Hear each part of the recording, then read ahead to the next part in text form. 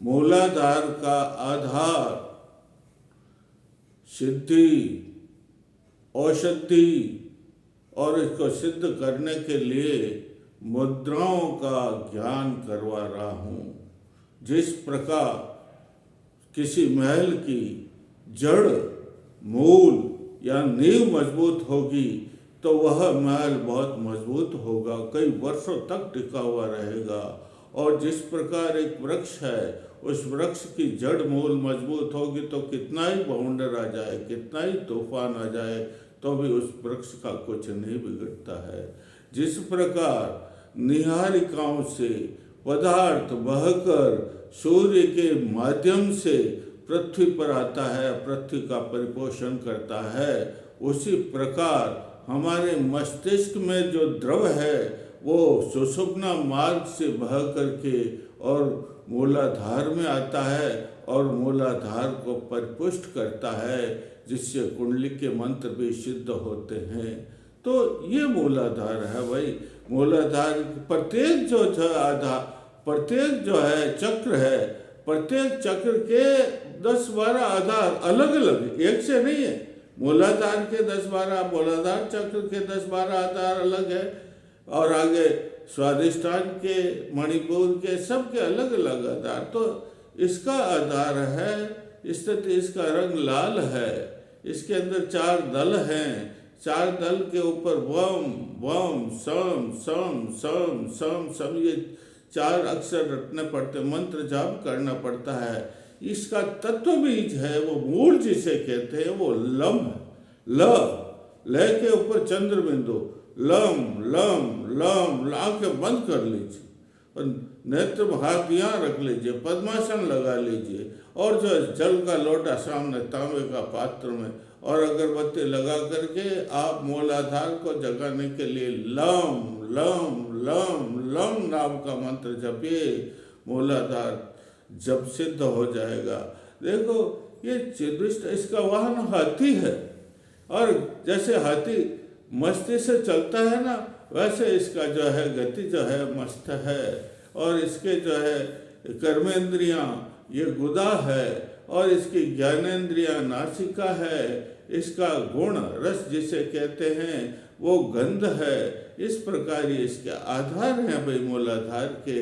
इन आधारों के अनुसार हमें जो है व्यवस्थित करना पड़ता है, इस चक्र को निश्चित करना पड़ता है, सुव्यवस्थित करना पड़ता है, तब कहीं जाकर के मूलाधार नाम का चक्र सिद्ध होता है। और इसमें चिदिष्टा आत्मबोध होता, मूलाधार की सिद्धि करने से आत्मबोध होता है। और त्रिदिष्टा माँ कौन सी? त्रिदिष्टा माता का निवास है इसमें। और त्रिदिष्टा माता क्या करती? ज्ञानवती भी है, ज्ञान कराती है, और क्रियावती भी है। इसको सिद्ध करने की सारी क्रियाओं का ज्ञान भी कराती है माँ। वो इसके अंदर क्लीम क्लीम नाम का मंत्र भी जपना पड़ता, केवल क्लीम क्लीम क्लीम क्लीम क्लीम जपो, उससे भी जो है मूलाधार सिद्ध हो जाता है। और इसके अंदर जो चंडिका नाम की ग्रंथि है, गांठ जिसे कहते हैं नहीं, वो गांठ है, खोलनी पड़ती है चंडिका नाम की ग्रंथि को। और देखो इसमें रुद्र ग्रंथि है। कौन सी? मूलाधार के अंदर कौन सी ग्रंथि है? रुद्र ग्रंथि। ये 3 ग्रंथियां हैं नहीं, रुद्र ग्रंथि यहाँ मूलाधार में, यहाँ विष्णु ग्रंथि, यहाँ ब्रह्म ग्रंथि। 3 ग्रंथियों को खोलते हैं तब सिद्ध होती है। तो मूलाधार में है रुद्र ग्रंथि और परा नाम की नाड़ी, ये द्वारवती, ये परा नाम की जो है नाड़ी भी, परस भी है, इसको भी सिद्ध करना पड़ता है, तब कहीं जाकर के सिद्ध होता है। और जब ये सिद्ध होता है तो गुदा में स्फूर्णा होती, झंझनाहट होती है, गुद क्षेत्र में स्फूर्णा होती है, तब ये मालूम हो जाता है कि भाई सिद्ध हो गई। देखो इसके अंदर औषधि है। ये जब हम साधना करते हैं, पहले मूलाधार की साधना करनी पड़ती, कम से कम साल भर प्रातःकाल और सायंकाल के समय इसके मंत्रों को जपना पड़ता है, इससे साधना करना पड़ती है। साल भर कहीं साधना करते हैं तब कहीं जाकर के मूलाधार नाम का चक्र सिद्ध होता है। और जब ये चक्र सिद्ध होता है तो ऊष्मा तो होती है ना भाई। उल्टा और पलटा, इसमें क्या है? उल्टा और पलटा। उल्टा का मतलब गीता में लिखा हुआ है अपान मन, अपान जो है गुदा में अपान वायु और यहाँ अपान और यहाँ प्राण वायु। तो गीता में लिखा हुआ है अपान वायु को प्राण वायु में होम करो, प्राण वायु को अपान वायु में होम करो। ऐसे आंखें बंद कर लीजिए, गुदा को ऊपर खींचिए, ये अपान वायु ऊपर आएगी और फिर प्राणवायु को नीचे धकेलिए, ये दोनों मिल जाएगी, होम होगा इनका। तो इसको शास्त्रों में जैसे मैंने बताया ना आपको, ध्रुवी मस्तिष्क से आकर के नीचे ये आधार यहाँ भी है, ये तो है मूलाधार तो है, लेकिन ब्रह्मरंध्र में भी आधार है। तो ब्रह्मरंध्र से ये मूलाधार से शक्ति जो है ना, चित शक्ति कुंडली जाती है ऊपर जाती, सब चक्रों भेदन करके यहाँ जाती, लेकर के वापस यहाँ आती है ना। ये तो ये उल्टा पलटा कहलाता है गोरखनाथ वाणी में। कौन सी वाणी में? गोरखनाथ वाणी में इसको उल्टा, ये उल्टा ये और ये पलटा ये दोनों सिद्ध हो जाते। ये शास्त्रों में लिखा, गीता में लिखा, भगवान कृष्ण ने कहा है अपान को प्राणवायु में होम करो और प्राणवायु को अपान वायु में होम करो, तो जो है ये सिद्ध हो जाता है, मूलाधार सिद्ध हो जाता है। मूलाधार भाई सिद्ध होने से आप साल भर साधना करें तो गर्मी तो होगी नहीं। ये क्रिया है ना भैया, क्रिया करने से ये जो है कौन सा क्षेत्र है? काम क्षेत्र है ना। इस काम क्षेत्र में जो ऊष्मा पैदा होती है, तो ऊष्मा का शमन करने के, ऊष्मा को जो ऊष्मा होती है नहीं, गर्मी बहुत होती है ना, उस गर्मी को शमन करने के लिए शास्त्रों में कुछ औषधि है, उस औषधि का भाई हमें प्रयोग करना पड़ता है। भाई क्या औषधि है? कुष्मांड, जैसे राजस्थानी भाषा में कोड़ा कहते हैं। उस कोड़े के लेकर के बीजों को, उस कोड़े की सब्जी बना के खाइए। उस कोड़े की सब्जी बनाकर खाएंगे तो आपका मूलाधार दृढ़ हो जाएगा। अगर वो भी नहीं हो तो उसके बीज बाजार में मिल जाते हैं, और उन बीजों को पीस करके चूर्ण बना लो। चूर्ण बना करके सुबह के समय में उसको फाँको और उसके ऊपर दूध पियो, तो ये हमारा मूलाधार पुष्ट होगा। और ये भी है, उसके बाद में जपा कुसुम नाम का एक औषधि आता है, उसका चूर्ण भी चवन करो, चवन चावो उसको, बीजों को, उससे भी ये मजबूत हो जाता है। और अरे आंवला सबसे, अरे कभी उसने खरेटी नाम सुना है आपने कभी? जिसको बड़ा और अति बड़ा, जब भगवान राम जी वन में गए थे तो विश्वामित्र जी ने उन्हें बड़ा और अति बड़ा नाम की विद्या दी थी। तो ये अति बड़ा नाम की एक खरेटी नाम की जड़ी बूटी आती है, उसको भी जो है काम में लेने से तो ये बहुत परिपुष्ट हो जाता। ये भी नहीं मिले तो आपका आंवला तो है, आंवला तो सर्वसुलभ है, तो आंवला का चूर्ण दूध के साथ पीने से, आंवला का फाक लो चूर्ण और उसके ऊपर दूध पी लो, तो वो भी जो है ये परिपुष्ट हो जाएगा। बहुत जरूरी है। कई बार साधक हमें शिकायत करते हैं कि इससे हमारी गर्मी बढ़ गई है, तो उसके लिए साधना। और फिर एक और क्रिया, क्या क्रिया? ये शीतली प्राणायाम करो। कौन सा? शीतली, शीतल। ये शीतल से सारे अंग शीतल हो जाते हैं, उसका ऊष्मा भी खत्म हो जाती। देखो मुद्रा है, इसके लिए 4 मुद्राएं हैं। कौन सी 4 मुद्राएं? एक निर्मला मुद्रा, एक मलोदरी मुद्रा, एक अश्वोदरी मुद्रा और एक मूलबंध। मूल, देखो मलोदरी का मतलब यह है कि ऊपर गुदा को ऊपर खींचो, ऐसे देखो गुदा है ना, उसको गुदा को ऊपर खींचो, इसे कहते हैं मलोदरी। और यहाँ जो है एक मलोदरी और एक और यहाँ जो नहीं, ये हमारी ये है ना नाभि, नाभि के नीचे अवधूतिका नाड़ी है। कौन सी नाड़ी है? जिसका नाम है अवधूतिका। ये दोनों हाथों से उस नाड़ी को यूं दबाओ, यूं दबाने से मल जो है वो अंदर से निकल जाता, मल निकल जाएगा तो शुद्ध होगा। और दूसरी अश्वोदरी, अश्वोदरी का मतलब प्राणवायु को एकदम ऊपर ठट यहाँ तक भर लो, कहाँ तक, और यहाँ तक भर गए एकदम धब यूं नीचे झुक, दोनों हाथ यूं रखो, एकदम नीचे झुक जाओ। ये जो है इस मुद्रा से भी ये सिद्ध होता है। बहुत सरल है। खींचो प्राणवायु को, यहाँ तक भर लो और एकदम धब नीचे झुक जाओ। ये अपना आकर्षणीय मुद्रा है। आकर्षण का जब फटफड़ाट, ये नाक फटफड़ाट करने लग जाए, जो खींच, इसे आकर्षणीय मुद्रा क्या कहते हैं?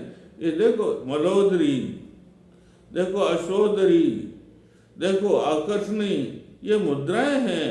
इन मुद्राओं से भी बहुत जरूरी है, ये आसन से भी ये बहुत जरूरी मुद्राएं हैं। मुद्राएं करने से ही तो हमें तो मूलाधार को सिद्ध करना है ना भाई।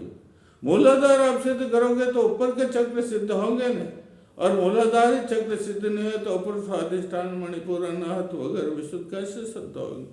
तो ये, और एक और बहुत जोरदार, एक है मूल बंध। कौन सा बंध? मूल बंध नाम का है। इसको जो है सिद्ध, देखो जोर से खींचो, कैसे खींच, और ये जो है ये हमारा वो एकदम ऊपर आ जाएगा और एकदम रोक लो। क्या कर लो? रोक लो। इसे मूल बंध कहते हैं। क्या कहते हैं? उससे आपका मूल बंद करने से, ये बंद 3 प्रकार, मूल बंद, उड़ियान बंद और ये जालंधर बंद। कितने प्रकार के होते हैं इसमें? पहला ये मूल बंद होता, फिर आपको उड़ियान बंद बताऊंगा और फिर आपको जालंधर बंद बताऊंगा। तो ये मूल बंद लगाने से कौन सा बंद? देखो मुद्राएं कितनी हो गई? अशोदरी मुद्रा, मलोदरी मुद्रा, आकर्षणी मुद्रा, ये 3 मुद्राएं और मूल बंद। कौन सा बंद? मूल बंद लगाने से ये सिद्ध होता है। और इसके सिद्ध, जब ये सिद्ध हो जाएगा तो फिर आप जो है माता जो है ना, उसके लपेटे खुल जाएंगे ना। माँ के जो लपेटे स्वयंभू के ऊपर 3.5 हैं, वो इसकी उष्मा से, किसकी उष्मा से? इसकी उष्मा से खुल जाएंगे नहीं। और माँ जो है सुई की नोक के बराबर छेद होता है किसमें? मैंने बताया ना आपको, ये जो 3 नाड़ियाँ हैं, ये तीनों नाड़ियाँ यूँ चलती है। ये देखो, ये ईड़ा, ये पिंगला, और इनके बीच में सुषुम्ना नाड़ी जो ठेठ मूलाधार से यहाँ तक आती है। तो उसके अंदर सुई की नोक के बराबर छेद होता है ना, उष्मा से वो उसमें प्रवेश कर, उसको मूलाधार छेदन कहते हैं। क्या कहते हैं? उसका मुख खुल जाता है, सर्पणी का मुख खुल जाता है, और मुख खुलने से उसकी पूंछ भी निकल जाती है, और फिर वो किसमें पहुंचती है? किसमें? सुई की नोक के बराबर छेद होता है सुषुम्ना में, उसमें प्रवेश करके 6 चक्रों को पार करती हुई ब्रह्मरंध्र में पहुंचती है भाई। यह 6 चक्र भेदन कहलाता है, मूलाधार भेदन छेदन कहलाता है। इनके मंत्र अलग अलग हैं। देखो मंत्र भी बता देता हूँ मैं आपको। देखो बहुत मंत्र हैं भैया, ये मंत्रों से सिद्धि होती। आपको मंत्र तो जपने ही पड़ेंगे। जब तक आप मंत्र नहीं जपोगे, मंत्रों की सिद्धि नहीं करोगे, तो मूलाधार कैसे सिद्ध होगा? और मूलाधार सिद्ध नहीं हुआ तो आपके ऊपर के चक्र कैसे सिद्ध होंगे? जब ऊपर के चक्र सिद्ध नहीं हुए तो आप कुंडली विद्या कैसे सिद्ध होगी? ये श्री विद्या भी है, ये श्रीपीठ भी कहलाती। कौन सी पीठ कहलाती? मूलाधार को श्रीपीठ भी कहलाते हैं, ये कामपीठ भी है, काम क्षेत्र कहलाता है। इसको सिद्ध करना आवश्यक है। देखो इसका मंत्र आज बता देता हूँ मैं आपको। बहुत से मंत्र हैं, एक मंत्र नहीं है, इसके बहुत से मंत्रों का मैं आपको आज ज्ञान करा देता हूँ। देखो पहले तो क्लीम कृष्ण क्लीम, क्या मंत्र है? छोटा सा मंत्र है, 3 ही, क्लीम कृष्ण क्लीम, क्लीम कृष्ण क्लीम, ये मंत्र जपिए आप। और दूसरा मंत्र, अरे ये गायत्री मंत्र, गायत्री मंत्र से भी सिद्ध होते हैं। भूर्भुवस्सुः तस्य वितुर्वरेण्यं भर्गो देवस्य धीमहि धियो यो न प्रचोदयात्, ये गायत्री मंत्र। सूर्य मंत्र, राम ह्रीं रोम स सूर्य, राम रोम ह्रीं स सूर्य, ये मंत्र भी है भैया। इसमें एक मंत्र है हवा का, कुंडली का सबसे बड़ा मंत्र मैं आपको बता देता हूँ। वो है, देखो एम, पहले बोलो ओम और फिर इसके बोलो एम और उसके बाद में रम, राम, रीम, रोम, रोम और उसके बाद रम और रह, ये 4 मंत्र। और कुंडलिनी माता सिद्धिम देहि देहि स्वाहा, ये 9 अक्षर बोलना। पहले पहले बोलो ओम और उसके बाद में बोलो एम, उसके बाद में रम, राम, रीम, रोम, रेम, रोम, रह और ये बोल करके फिर आगे बोलना कुंडली माता सिद्धिम देहि देहि स्वाहा। ये मंत्र आपको, ये कुंडली का बहुत बड़ा मंत्र है, इसको जागृत करने थी जो लोग इसकी साधना करते। लेकिन इसमें सावधानी बहुत रखनी पड़ती है, शुद्धि तो बहुत रखनी पड़ती है। बगैर स्नान किए, बगैर शरीर को शुद्ध किए, बगैर अंतर तम को शुद्ध किए साधना नहीं करती, इसको सिद्ध करना पड़ता है। और देखो एक ओम हंस ओम परम पद तर्पयामि, ये भी मंत्र, खूब मंत्र बता देता हूँ मैं आप कुंडली को, सभी बता देता हूँ आज की तारीख में। देखो ओम हंस, क्या बोलना है? ओम हंस ओम परम पद ओम तर्पयामि स्वाहा। वापस बोल, बहुत जबरदस्त मंत्र है। ओम हंस ओम परपद तर्पयामि स्वाहा। ये जो आपको मंत्र जब ओम हंस ये जपना पड़ेगा। और एक और है, सफ़ेद स्फटिक की माला हाथ में ले लीजिए और सफ़ेद स्फटिक की माला को लेकर के और जपिए अम्बी तमे देवी तमे नदी तमे सरस्वती, अम्बी तमे देवी तमे नदी तमे सरस्वती। ये छोटा सा मंत्र है, बहुत प्रभावशाली मंत्र है। और इससे हालांकि आपको यूँ हाथ में एकदम गर्मी महसूस होगी जपने से, शरीर में भी गर्मी, लेकिन आप चिंता मत कीजिए। औषधि मैंने बता दी आपकी, और भी एक औषधि बता देता हूँ। ज़्यादा गर्मी होती है ना तो चमेली का अत्तर लगाइए। किसका अत्तर लगाइए? और ये जो है मोगरे की माला पहन लीजिए। किसकी माला? मोगरे की माला पहन लीजिए। और उसके भी ज़्यादा गर्मी है तो इसके ऊपर चंदन लगाइए। क्या लगाए?